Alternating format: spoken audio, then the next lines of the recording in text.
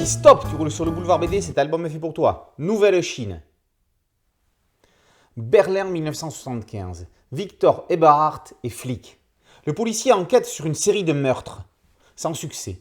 Il pourrait se faire aider par les informateurs de son collègue Jorgen, mais si les Chinois l'apprennent, ils risquent de lui retirer l'enquête. Les victimes ont pour point commun leur âge et leur sexe. Elles ne sont connectées ni par leur milieu social, ni par leur profession, ni par leur fréquentation. Après chaque meurtre, l'assassin découpe ses proies et dispose de ses organes autour du corps. Alors que ça fait 1 mois que le tueur n'avait pas fait parler de lui, une 8e victime vient d'être découverte au Treptower Park. L'inspecteur Eberhardt se rend sur place sous une pluie battante, accompagné de son assistant Matthias. Le commissaire Zhang Jing leur fait comprendre que les policiers allemands n'ont pas à intervenir. Dans une Allemagne envahie par la Chine, Eberhardt n'a pas l'intention de baisser les bras et compte bien mener son enquête à bout. Nouvelle Chine est une dystopie. Les années 70 voient une capitale allemande sous occupation chinoise. Après l'invasion du Tibet en 1950, Mao a soutenu les forces vietnamiennes.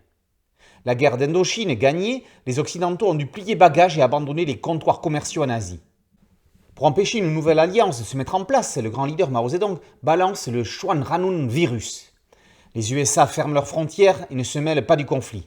L'Europe et le Moyen-Orient sont décimés par le virus. En échange du vaccin, le Binglu, l'Occident doit se convertir aux valeurs universelles du communisme.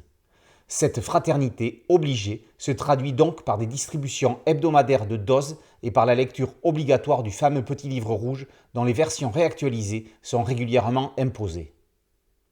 Au milieu de tout ça, Victor, qui vit avec sa fille, tente de faire son travail entre Chinois non soumis au grand timonier et Allemands découvrant les dessous d'un embrigadement international.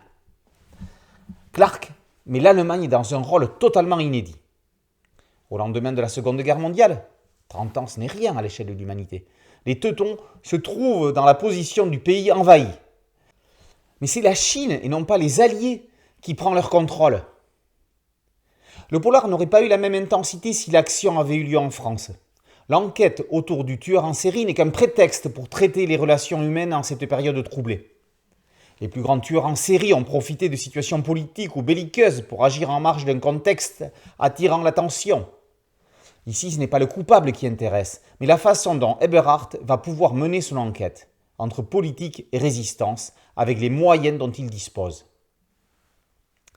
Après la trilogie Urbex, Clark a choisi un traitement noir et blanc mettant en avant un trait sec, avec une certaine rigidité, en parfaite adéquation avec le propos. Il ne ferme pas la porte à une éventuelle suite. On a encore beaucoup à apprendre sur son inspecteur. La dystopie est posée et a un potentiel certain à être développée. Toute ressemblance avec une épidémie de Covid-19 serait purement fortuite. Ou pas. Nouvelle Chine est un polar glaçant mené de main de maître par un Clark au meilleur de sa forme. Nouvelle Chine par Clark est paru aux éditions Soleil dans la collection Cadran.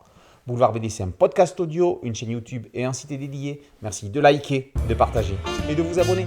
A très bientôt sur Boulevard BD. Ciao.